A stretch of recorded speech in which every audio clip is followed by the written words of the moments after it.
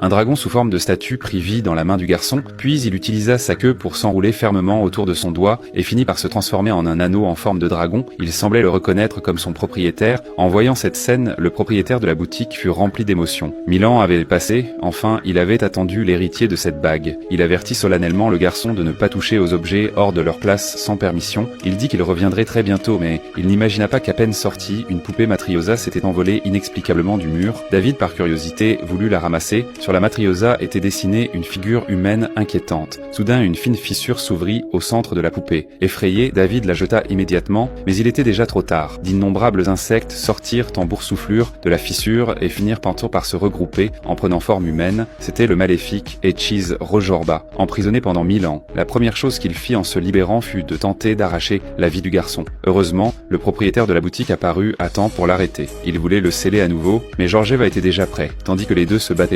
férocement. Une autre Matryosa roula jusqu'à se retrouver près du pied de David. En la voyant, Georgieva érigea immédiatement un mur de feu et commença à avancer vers David.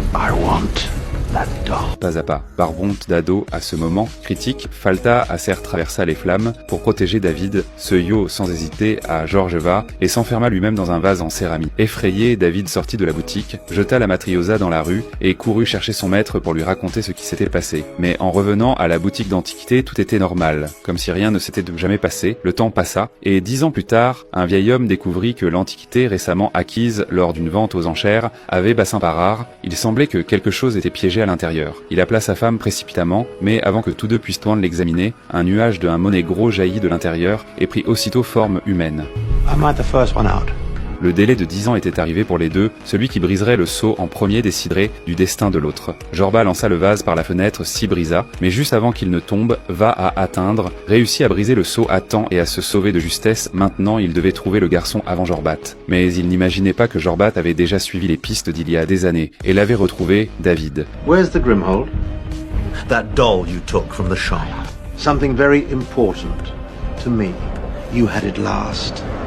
I want it back. I threw it in the street. Jorbat observa la photo d'un Jaski sur la table et murmura un Kojuro. En un instant, plusieurs énormes bêtes semblables à des loups émergèrent et se jetèrent sur la maison. David avançait en se cachant comme il pouvait, mais finalement la meute le détecta, il tomba au sol durant la poursuite. Kill him. Mais ceux qui tombèrent sur lui étaient en déchiot. Baltasara était arrivé à temps monté sur son aigle métallique. Il freina d'abord l'avancée de Jorba avec la magie, puis emmena David pour le mettre à l'abri. À ce moment-là, Baltasara tenta de convaincre David d'apprendre la magie avec lui, mais après tout ce qu'il avait vécu, le monde de David s'était complètement effondré. Il ne voulait pas se retrouver mêlé à tout ça, il voulait seulement être une personne normale. En l'entendant, Baltasara ne le contredit pas. Tous deux convinrent que David l'aiderait à retrouver la Matryosa qu'il avait jetée des années auparavant, et Baltasara promit de ne plus le chercher. Après cela, pendant ce temps, Gorbat utilisa la magie pour recréer la scène d'il y a 10 ans où David avait jeté la poupée et découvrit qu'une vieille femme chinoise l'avait ramassée, alors il partit vers Chinatown. Peu après, Baltasara et David y arrivèrent aussi. Mais il était déjà trop tard, Gorbat avait pris de l'avance et avait libéré les Tisseros Malvado à cet instant. Un essaim de papillons disparut derrière Baltasara, formant lentement une silhouette humaine. D'un simple léger mouvement de la main, d'innombrables aiguilles argentées flottèrent dans l'air. Heureusement, Baltasara leva sa veste de cuir et les bloqua, puis contre-attaqua en lançant l'homme par la fenêtre, mais les Cisereaux n'allaient pas abandonner ainsi. Il bougea à peine les doigts et le totem de dragon dans ses enturas s'éveilla en un clin d'œil.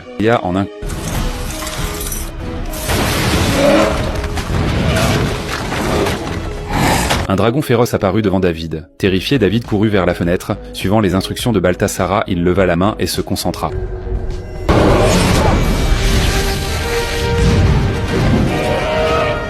Baltasara attaqua en même temps. Finalement, le dragon et les Cisereaux disparurent dans la ruelle. Quand tout fut terminé, ils respectèrent dans leur accord. Dans le débat, Baltasara avait récupéré de Jorba la Matryosa qui contenait Morgana. Il exigea que David rende l'anneau du dragon, mais après avoir éprouvé le pouvoir de la magie, David n'était pas disposé à y renoncer. Après l'avoir supplié plusieurs fois, Baltasara Septo enseignait la magie. Une fois la Matryosa rangée, Baltasara sortit un livre de sorts de son manteau et lui expliqua tout calmement: il y a 1000 ans, il exista le légendaire mage Merlin. Il avait 3 disciples, Baltasara était l'un d'eux, les deux autres mais étaient son amour. Veronica et son frère d'apprentissage. Baltasara se compara cependant au moment décisif de la bataille entre Merlin et la maléfique Morgana. Jorba trahit Merlin et aida Morgana à obtenir le talisman pour invoquer l'armée des morts. Quand Morgana allait éliminer Baltasara, mais Nick apparut à Ti. Il utilisa sa propre magie pour absorber Morgana en lui, et quand Morgana fut sur le point de la dévorer, Baltasara, pour la protéger, Seuil les enferma toutes les deux dans la Matriosa. Après cela, Baltasara déclencha une guerre sans fin contre les suiveurs qui tentaient de libérer Morgana et ensuite les scellant un par un dans les différentes couches de la Matriosa. Avant de mourir, Merlin remit à Baltasara l'anneau du dragon et prophétisa que l'anneau le guiderait jusqu'à un enfant. Cet enfant serait l'élu de Merlin et le seul capable de vaincre Morgana. Pendant 1000 ans, Baltasara usa à ce élu, jusqu'à ce qu'il y a 10 ans, il trouve David. En apprenant son destin, David jura de s'efforcer d'apprendre la magie, mais la magie exigeait une volonté inquebrantable. Le Pazar leva les mains et des flammes vertes jaillirent net soudain, puis il bougea les doigts et les flammes glissèrent sur le sol en formant un nouveau cercle magico. C'était le légendaire grand cercle arcanique de Merlin, capable d'augmenter la perception. Pour maîtriser la magie le plus tôt possible, David n'hésita pas à entrer dans le cercle, mais apprendre la magie n'était pas aussi simple qu'il l'imaginait. Heureusement, grâce à la guidance patiente de Baltasara et à la pratique constante, David maîtrisa quelques de Guillard. Pendant ce temps, Corbat trouva une suiveuse de Morgana et la prit comme assistante pour obtenir des informations sur la Matriosa. Il profita de la célébrité de son assistante pour chercher des indices sur David dans toute la ville. Finalement, ils réussirent à l'acculer dans un bain public. En le voyant, David s'enfuit en courant, mais comment pourrait-il échapper à la magie? Corbat voulait le forcer à révéler où se trouvait la Matriosa, mais il ne se rendit pas compte que les méchants meurent toujours pour avoir trop parlé. Pendant qu'il monologuait, Baltasar arriva à temps. Quand les ennemis se retrouvèrent en face à face, une autre bataille éclata au milieu du combat. L'assistante tenta d'attaquer par derrière, mais elle fit une erreur et finit par envoyer Corbat dans le monde des miroirs. Il semblait qu'après cela, Corbat se calmerait un moment, mais le lendemain, Corbat apparut avec son assistante.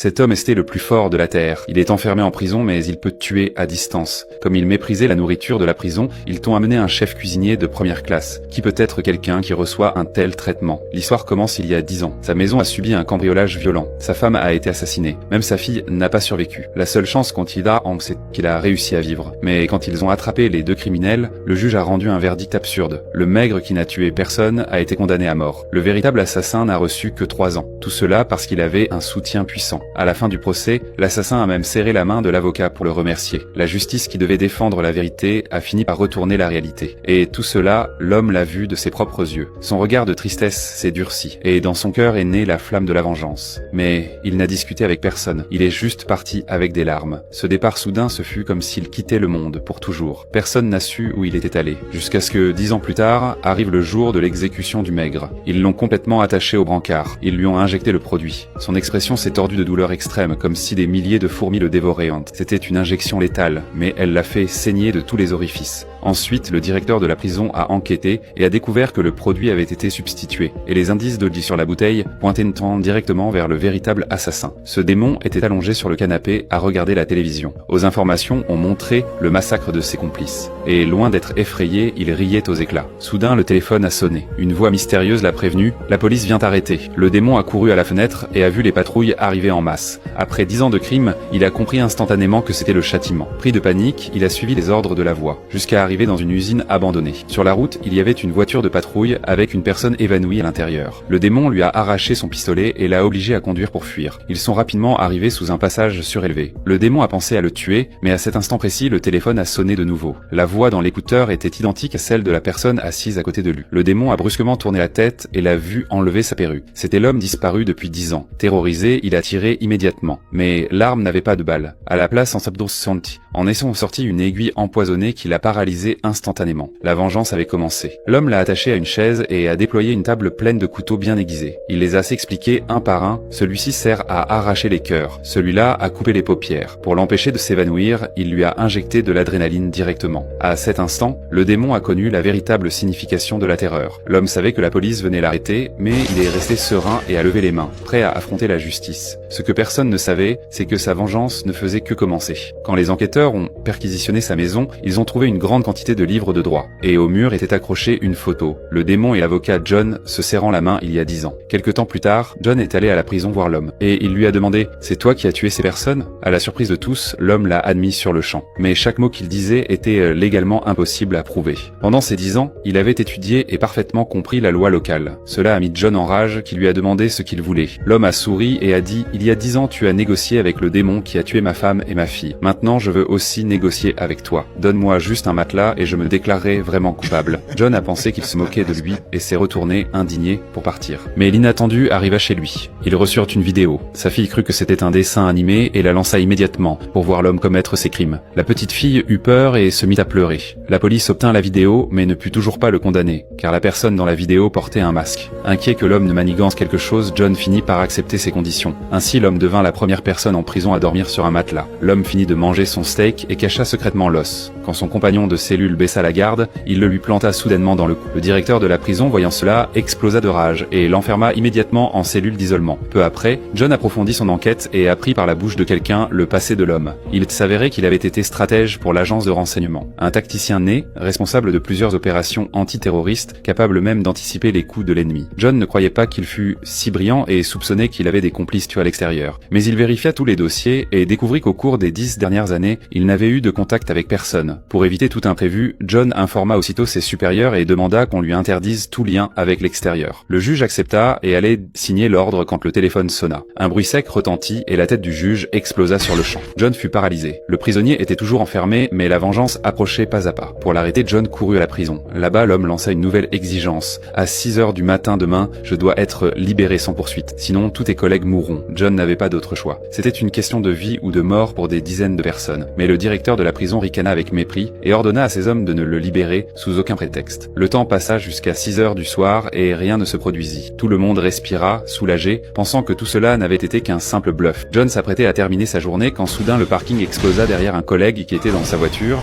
Il mourut sur le coup. Peu après, John assista aux funérailles de son collègue, quand apparut une mitrailleuse lourde tirant sans contrôle et sans personne pour la manier. En quelques secondes, elle transforma les voitures en passoires. Le maire, l'apprenant, entra dans une colère noire. Il ordonna immédiatement le confinement total de la ville. La police patrouilla chaque rue, de peur qu'il n'y ait d'autres bombes dans un quelconque recoin. Alors que John était accablé, il reçut un courriel anonyme. À l'intérieur se trouvait une liste des propriétés d'un homme. L'une d'elles était juste à côté de la prison. Là-bas, des collègues allèrent inspecter la maison et découvrirent un énorme arsenal. Dans le sous-sol de la propriété, il y avait un passage secret, rempli de caméras qui surveillaient chaque mouvement dans la prison et qui aboutissait directement à la cellule de l'homme. Ainsi comprirent-ils comment, même emprisonné, l'homme avait pu exécuter sa vengeance. Mais en arrivant à la cellule, ils découvrirent qu'il n'y était pas. Il s'était déguisé en agent d'entretien, infiltré à la mairie, où il avait placé une bombe télécommandée, avec l'intention de tous les éliminer d'un seul coup. Par chance, John trouva dans le passage secret les plans de l'homme et localisa la bombe. Mais elle ne pouvait être déclenchée qu'avec un téléphone portable et même les artificiers ne pouvaient la désamorcer. En pleine tension, John eut une idée. Quand l'homme revint du passage secret à sa cellule, John l'y attendait déjà. Il tenta de le persuader de s'arrêter. Mais lui, obstiné, voulait encore négocier des conditions. Cette fois, John refusa, promettant sa mort s'il s'échappait à nouveau. L'homme, en revanche, sourit avec allégresse. Il avait enfin compris le vrai sens de la justice. I don't make deals with murderers anymore, Clyde.